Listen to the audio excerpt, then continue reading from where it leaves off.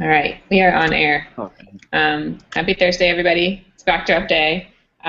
This week we're working on a whole bunch of new stuff with our Backdrop interns, which is really exciting. So I'm not sure, are you guys watching the live feed, or are you Yeah. trying to, you can join the Hangout too, if you can figure out how, or you can keep working on your patches, that's fine too. We're all here in spirit, even though maybe not in the live Hangout. So we are here today to talk about Backdrop CMS, which is a content management system that's based on Drupal. We are creating a new CMS that has Drupal 8 comparable features on a Drupal 7-like architecture. We'll include bug fixes both from Drupal 7 and Drupal 8, as well as anything else that we find along the way. And where possible, we're going to try and simplify existing systems and add new features when we don't need to do too much API change to do so. So the general idea is that there's a cost that comes with change, and Drupal 8 is changing too much. Drupal 7 is a very successful platform, so we would like to continue moving Drupal 7 forward, which is not an option with the actual Drupal 7 product. So we've created a new product called Backdrop that will allow us to take the software that we know and love and continue to make improvements and changes to that existing software. For a timeline, we're going to be releasing Backdrop 1 sometime this summer. We're thinking June or July. We've got a couple of critical issues that are blocking our release that we're hoping to get done soon, and then we've got a lot of nice to haves where we'll be trying to do as many as we can before we can release the software. In terms of our progress, we have been keeping track of all of the changes that are happening to both Drupal 7 and Drupal 8. In terms of Drupal 7, we have 2 meta issues left where we need to take the changes that happened in 7 and include them in Backdrop. We have one minor security problem that needs a fix, and we have one that has a fix that we're still debating. And those will need to get in before Backdrop is released also.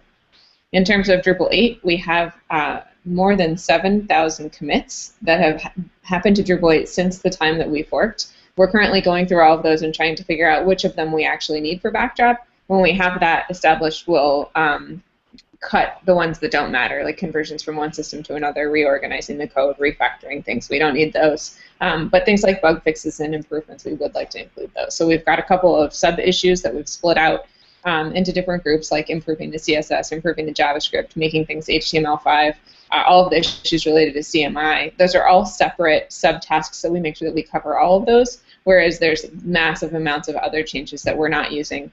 And those live in Drupal 8 meta issues that we'll also be working on as time permits. In terms of the major things that we're working on, we've got 3 huge things that are probably most important for us to get done before we release. The first one is the blocks and layout system. We've got a bunch of progress on a user interface for that, but we don't actually have any guts that make it go just yet. We have Views in Core, which is Views #1 downloaded and installed module for Drupal. It's in Core for Drupal 8. We're going to have it in Core for Backdrop as well. It's something that sets Backdrop apart from the competition like WordPress and Expression Engine. None of the other systems have a tool like Views, so it's really important that we keep that, make it easier to use, and put it right in Core, which is great. And then the other new feature is CMI, the Config Management Initiative, which allows you to take your configuration, export it to code, version control it, and deploy it between platforms. So you can build a site locally, you can deploy your code, you can also deploy your configuration when you go to launch. And then long-term maintenance, if you want to make changes to an existing site, you'll be able to make changes to a configuration, deploy those the same way you would make changes to code and deploy them. So this is a long-standing problem that we've had for any content management system or any database-driven website where you have configuration and you have that stored in the database. And you need to export it or deploy it. And it's been problematic in Drupal to separate the data from the config, and so now we have a way to do that with CMI in Backdrop and also in Drupal 8. So working on that too. And then we've got a bunch of other things that we're working on that are minor projects that we've been making a lot of progress on recently as well. The first one needs adding these as I'm reading, so sorry, I'm a little slow. But the first one is to separate the identity of Backdrop CMS from Drupal. And we're doing that in a couple of different ways. We are replacing the word Drupal everywhere it appears in Core, either with the word Backdrop or by removing it entirely. I'm not sure if we have a policy on whether we're going to be always doing one or the other, or whether we're going to be kind of deciding case by case how that should be done. And we're also going to be resetting the version and update numbers. So right now, Drupal is running version 7 and is about to be running version 8 when Drupal 8 comes out. Backdrop is going to be running version 1 when it comes out. So all of the modules and themes and stuff that goes with Backdrop will be reset back to 1.0. And so we've got a patch in the queue. I'm not sure if it's been committed. Nate, maybe you can talk to that a little bit. That'll help reset all the version numbers and get things going with that backwards compatibility layer for Backdrop. Yeah, so we've mentioned this a couple times in weeks previous that as soon as we finished the Drupal 7 backports and crossports, the plan was to move forward with renaming the project more fully. Like in its code, for the identity of this project, it really needs to distinguish itself from Drupal. We can't keep using Drupal-based functions throughout our code because we're introducing a lot of new functions, and those functions start with the word backdrop. And so having this mishmash of like backdrop in some places and Drupal in others just makes for a real kind of confusing mess. And so long term, we're going to be heading in like a divergent path from Drupal 7, maybe not diverging very quickly, but we really need to set up Backdrop in a way that it will have long-term success past Backdrop 1.0 and really set itself apart in terms of developing an identity. So to further that, we've been making a lot of progress this past couple of weeks to really separate Backdrop from Drupal. The first thing that we did that was really pretty trivial is we finally reset the version number so that Backdrop identifies itself as 1.x instead of 8.x, which is the next version of Drupal.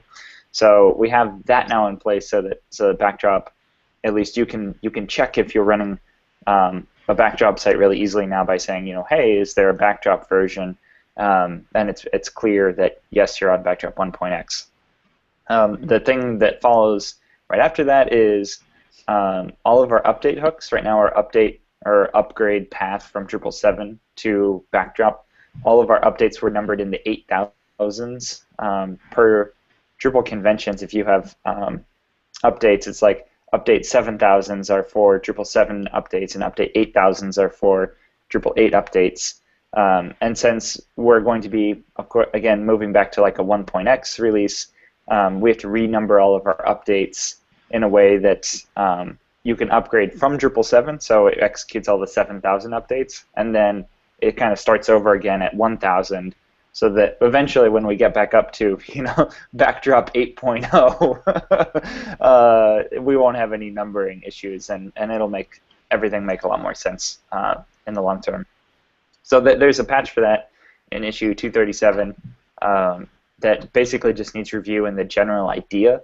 The code itself still needs work, but the general idea of how we're kind of rolling back those numbers could use some extra feedback if anybody is interested in just reviewing how that's all put together. And then finally, we're going to replace the word Drupal just with Backdrop throughout all of the code. For the first iteration, for consistency, we'll probably just do a blanket replacement. Everything that is like a Drupal add function, like Drupal add CSS, Drupal add JS, or Drupal is front page, all of those things will probably just be replaced with Backdrop, just blanket, just for consistency and making it easy to move from one to the other. And there's some plans for backwards compatibility in there as well, like a Drupal compatibility wrapper layer, basically, to make it so that you can have Backdrop compatible modules, so a module that would run Drupal 7 and Backdrop. But that compatibility layer is optional. If you have all native Backdrop functions or Backdrop modules like all of core will be, you can disable that and just run pure Backdrop modules. So that's the plan. It's moving along really nicely, and I'm really excited to see the project like really differentiate itself from Drupal. So it's getting some differences on the front end, which is great, but we need to be differentiating ourselves in the back end from Drupal 8, or really just from Drupal as a project. So, yay, lots of progress there. Good job. Okay, so there's a bunch of other stuff we've been working on this week too. primarily in the user experience improvement section, which is something that we also really care about in Backdrop. We want to make the experience of using Backdrop as good, if not better, than the experience of using Drupal. It'll definitely be better than using Drupal 7. We want it to be comparable, if not better, than using Drupal 8. One of the first things we did this week in terms of progress is taking one of the top 10 modules from Drupal, which is the admin menu module, and moving it into core for Backdrop. So that is a drop-down menu that is now responsive. It wasn't responsive in the Drupal 7 Contrib project. It's touch compatible, so it works on mobile devices, and it's got some fancy new features like a search box, which is something that we worked on in the Drupal 7 branch on Drupal as well. I think it's a huge improvement over the toolbar module. I think it's going to change everybody's way that they interact with core admin stuff, which is great. But it needs review. There's a pull request sitting there that I tested yesterday. Some other people tested, and we need a couple more people to use it to make sure that it works on mobile devices, to make sure it lets you get to the pages you want to get to. And it would also be good to have a code review if there's anyone who wants to look at that and figure out if there's anything that we could do differently or better, and how that it was adapted from the Drupal 7 version. So I think that is huge in terms of making Backdrop different from Drupal, also in terms of improving the way people are going to be interacting with it, needing to install fewer modules once you have it up. So I think that's great. Thank you, Nate, for doing all the work on that. Yeah, to clarify, admin menu is, it's in core now. So if you do a checkout of Backdrop just straight up from 1.x, then admin menu will be in it. But we're just saying that this needs review thing is old then. Yeah. Okay. I think I thought I updated that. So it's in core already, which is great. But I think you're right, Jen, that we actually still need feedback even on the version that is in there, because even though we basically just took exactly the Drupal 7 code, ported it, trimmed down the unnecessary cruft, and then moved it right into Backdrop, it probably still could use some review in terms of just making sure that that everything is done in kind of like a core compatible way. Like right now, there's some funny business, like admin menu still provides all of the hook implementations for like node module and user module. So it's a little bit on the weird side the way it's constructed, because it's still kind of built as a contrib module rather than as a core module. But it's in there, and so it's a huge improvement. It's really great. Okay. Other things we're working on, we're going to be starting on getting a rich text editor in core. This is something Drupal 8 referred to as WYSIWYG in core, but it's not quite WYSIWYG. It's really just rich text, so we're going to try and call it what it is. We want to get that moving soon, so if anyone wants to work on that, use some help. We're also working on rebranding the admin theme. Drupal 8 has done a lot of really great stuff to improve its admin theme, and we want to make sure that we have similar improvements to our admin theme, but we don't want to just take everything Drupal 8's done, because then we'll end up looking and feeling like you're using Drupal 8, and we want Backdrop to be different. So last week I think we talked a lot about setting up a style guide for Julia to work through to come up with some design changes. We're going to start looking at what she's coming up with for that and trying to implement those changes soon too, which I think will be really great. So that's creating a style guide for the admin theme and then rebranding it to kind of match more of a Backdrop feel. And then also other things we're interested in doing is changing some names for things. There's weird things in Drupal, like the user accounts are referred to as people. We'd like to kind of clean that up. And there's a kind of a long issue there if you want to look at some of the changes we're thinking about for changing those. All right, so other things we're working on, we're making a whole bunch of progress in the issue queue on issues that maybe are not mentioned in this meeting, but if you're interested in what's going on, feel free to check us out on GitHub. We've got a special project for issues that you can read at any time, see how that's going. So yeah, a lot of good stuff going on. The next section of this meeting is for updates from the PMC. We don't have any issues that have been escalated to the PMC recently, so we don't have any updates for you. I guess the only thing to note would be that we are thinking about and looking for ways to expand the PMC to include more people. So if you want to get involved in the project, we're definitely keeping our eyes open for people who would make good project management committee members. Next up, other stuff we're working on that doesn't involve the Backdrop project itself. We need an API website that most importantly, because we need a place to put change notices, that's something that's in the works. We should have out hopefully fairly soon. We also need a place to document all of our code, like where our code differs from Drupal, and give people a place to go to look things up, which would be good. We also need an update server. This is something that will allow every Backdrop site out there to identify itself as a Backdrop site and let its owners know if it needs any updates, either to core or contributed modules. So we need a machine that can handle that. We also need an official GitHub service. So this is how anyone who creates a project on GitHub will identify that project as being a Backdrop project, so that the Backdrop website can then aggregate those projects and list them in a way that it can be a canonical source. We've been looking at how jQuery does that as one model. We've also been thinking about some potential other models. So when we get started on that, we'll need to kind of hash out like how our website will interact with that service as well. And we also recently launched the backdropcms.org website, but we've got some more features in the works. We want to add a showcase of sites that are running Backdrop, as well as the modules and themes pages too, once we get our service set up, and we have, of course, some modules and themes that are ready for prime time. Every Thursday, so today and every Thursday in the future, as well as many in the past, we do a little Backdrop sprint. So usually in the afternoon after this meeting, we all meet on IRC and work on various issues together.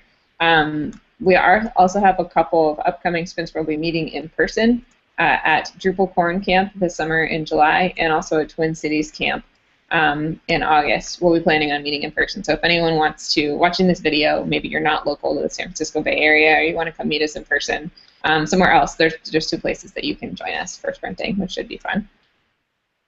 And then we've got a bunch of other publicity things coming up, other Drupal events where we'll be. Maybe we'll not be talking about Backdrop at Drupal events, but you can definitely come ask us about it, figure out why we're putting all of this work into this project.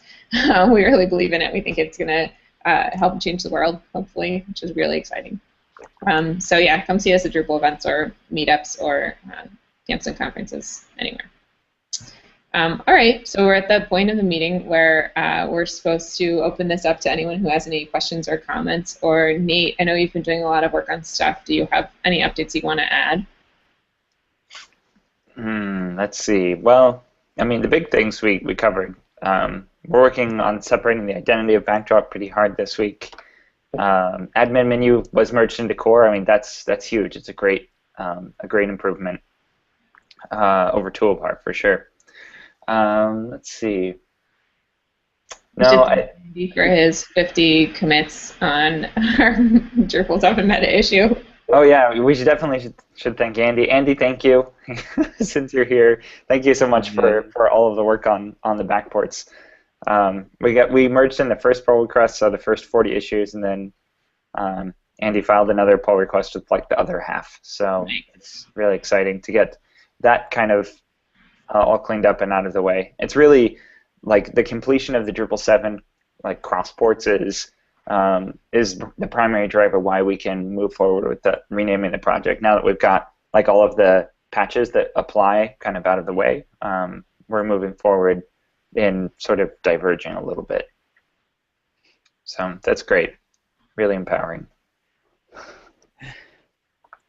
All right, I guess now that I have that issue 222 out of the way, well, maybe you could just tell me on IRC or something, but where should I go from here now? That's a good question. Jen, do you have any suggestions? A couple of things that might be good.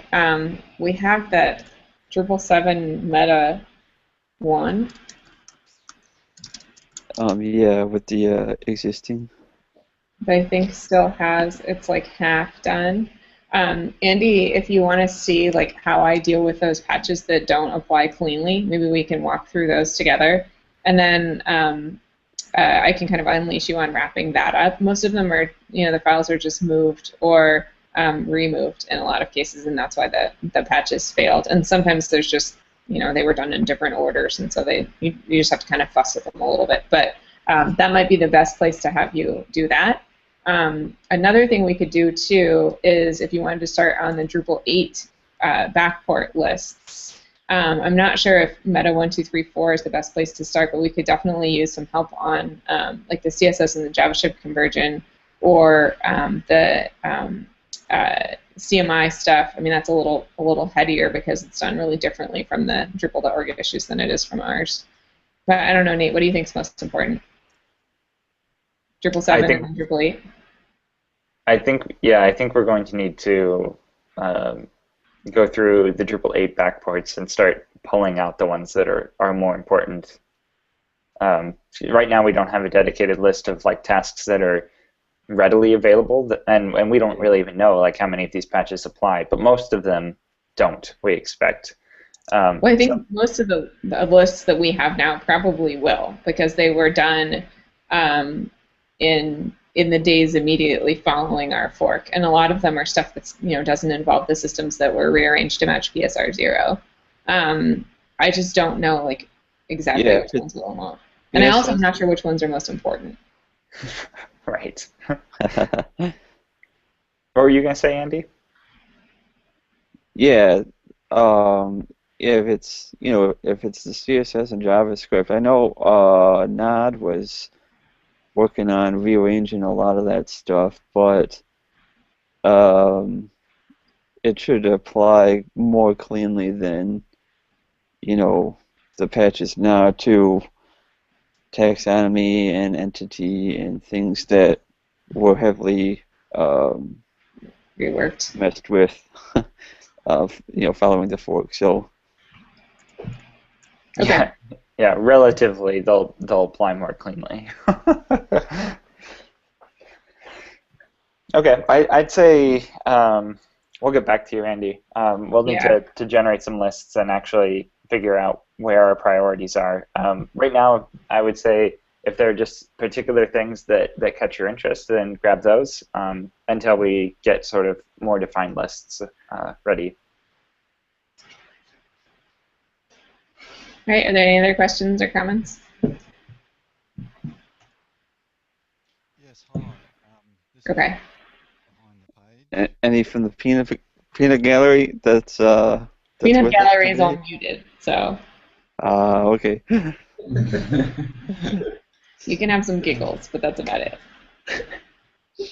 I think someone was talking, but it was really quiet. Was that you, Jeff? Yes. Am I very quiet? Yeah, really, really quiet. How's that? Is that better? Okay, that's better. We can at least hear you now. Sorry about that.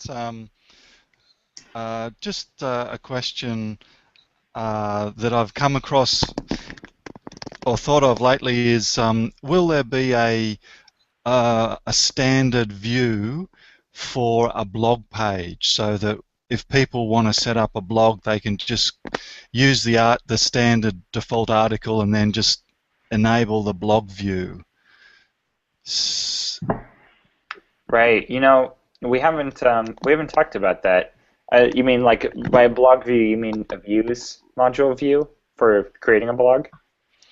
Yes. Yes. Right. So I think we have the front page one, right? That's going to be an example of how Node is, which is just like a blog feed.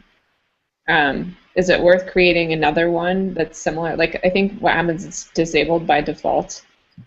We might even end up making it enabled by default so that it uses the view instead of the Node page, and then we wouldn't even need the Node like listing for the front page. I would kind of tend to say if we can get that done, that would probably be a good enough example for like if you wanted a different feed for your homepage than for your blog page, it would be similar if you could just kind of clone the homepage display. Yes, I was thinking of something similar to WordPress's blog page with, blocks archive, that sort of stuff.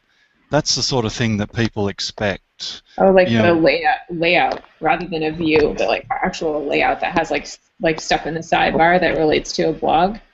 Yes. Right, and things like WordPress has the archive of like posts by date and things like that. Yeah. Which I do think Views used to include an example of doing exactly that, but I'm not sure it does anymore. Like Views is totally capable of doing that, and I kind of agree that it's a good example of something that we can provide out of the box, like as a default view, but maybe not have it enabled, or make it so that people can place it if they want it. And we could on do their a pages. default layout too that combined like the page view with all the block views. Like that definitely seems like it's something we could do pretty easily. Yeah, Jeff, so one of the things that we're really hoping to provide is we're trying really hard to have basically an equivalent of panels in Core that is called Layout. So there's an existing, like, it's not a pull request yet, but there's a branch that I've been working on that provides panels-like functionality to replace the block system. And once that is in place, we'll be able to do things like provide default layouts that are potentially disabled, just like views. You can ship views out of the box, but they're actually disabled. And that could allow doing things like setting up an entire, like a blog layout that already included all of the pieces that you could just enable that included that view, for example. But we're still pushing hard on that, but I think that layouts would enable a lot of that kind of functionality to be included or clicked together really easily out of the box.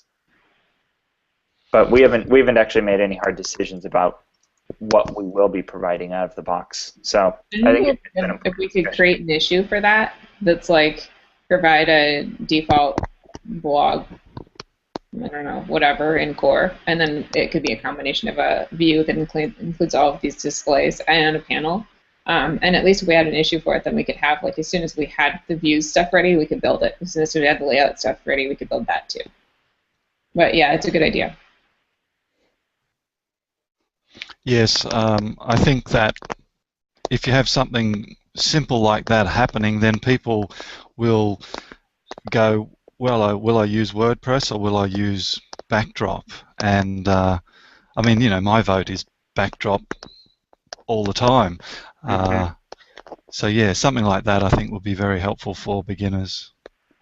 Yeah, basically providing for a use case out of the box rather than starting with nothing. Yeah. Yeah, and I think people, because of WordPress's success, I think people expect that sort of out-of-the-box use case.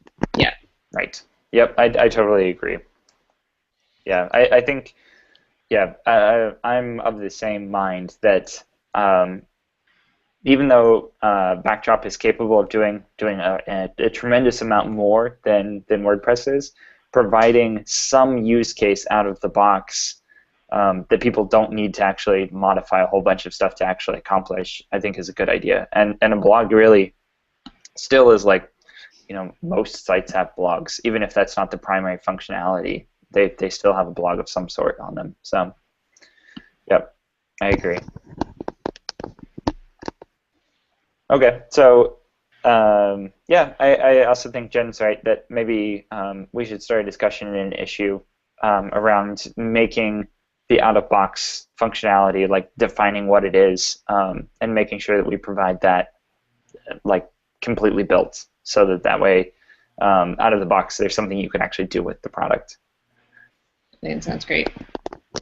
Yeah, it could be just a module that you can enable, or it could be a panel a layout as you've mentioned. Mm-hmm. Yeah, where layouts right now are still pretty far from being complete, but yeah, I think we should plan on having that functionality. Okay. I think that's it. Yep. Thank you, everybody, for joining the meeting. We'll be in IRC if you have any questions, and see you next week. Yeah, thanks, everybody. All right. Bye.